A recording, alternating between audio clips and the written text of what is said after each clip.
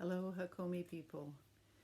This is a really challenging time we're in, and there's so many of the practices that we've been doing in Hakomi and learning as we learn the method that actually will come in really useful right now for us personally and in our way of being with whoever we're with at home. So, one of the practices that I think is really a spiritual practice that is one that's so timely right now is one that Ron Kurtz called groundlessness. This is the I don't know practice. And let me remind you of it very simply. This is a way of studying how we're organized around uncertainty, around being out of control, around not knowing. And it's really simple to do, but it's not so easy. It's not easy to let ourselves get into the state that this practice invites and to hang out there and to get curious about how we're organized around this idea and this state of mind. What's our reaction to the feeling of not knowing, of the kind of groundlessness of having nothing solid to hold on to? And this is so timely at the moment because of the whole situation we're in. But a very simple way of doing this practice, and you can do it in pairs, but you could also do it all by yourself, is to have somebody ask or ask yourself a really simple question, like, how old are you? When I ask you that, sometimes the first thing that happens is the automatic answer that you know is the answer to that question pops up right away. Although it's funny sometimes that either a wrong answer pops up or you might even spontaneously have a I don't know kind of response to that. But usually with a question like, how old are you? There's an automatic answer. So if that's what happened first, and you expect that with most of these questions, you notice it, you notice the automatic answer, and you kind of let it move aside. And you hear the question again from a partner or in your own mind. How old are you? And you might begin to feel a little opening, a little crack in the solidity of your answer to that. Or maybe the automatic answer keeps popping up. What we're looking for with this practice is a space, is a little opening to a place where really the sincere answer to that question would have to be, I don't know. Or at least, I don't know for sure. And it might come from questioning the meaning of the question.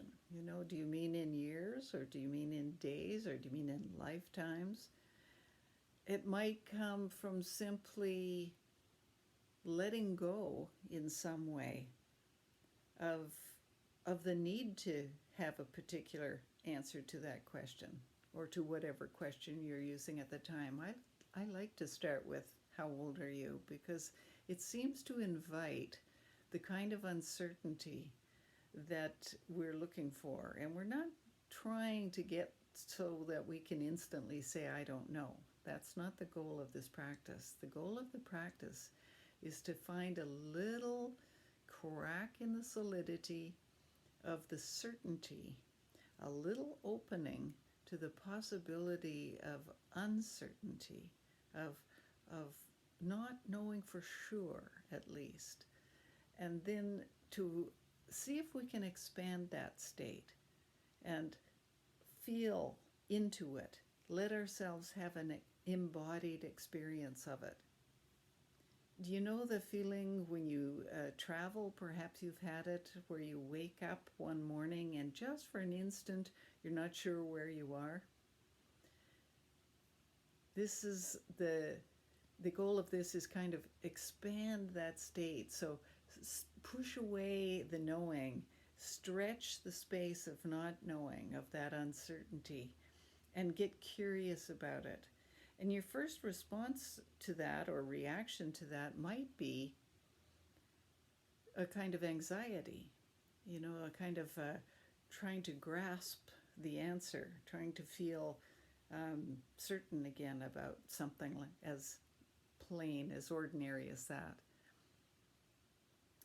If you can't get past the certainty of an answer to a question like that, let it go after a while and ask yourself another question, or have your partner ask another question. And these are very simple questions that in an ordinary conversation you would easily have an answer to.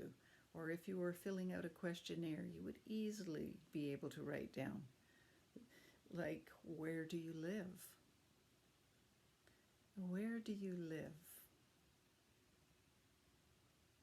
There's a way of hearing that question. And again, maybe an instant answer pops up. Let it move aside.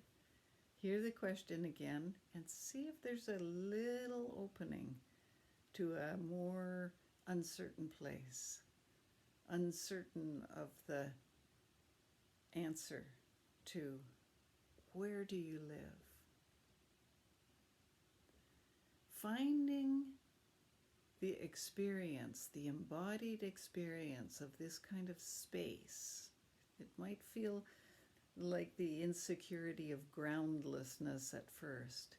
It might feel eventually like a kind of spaciousness that even has a little seed of freedom in it.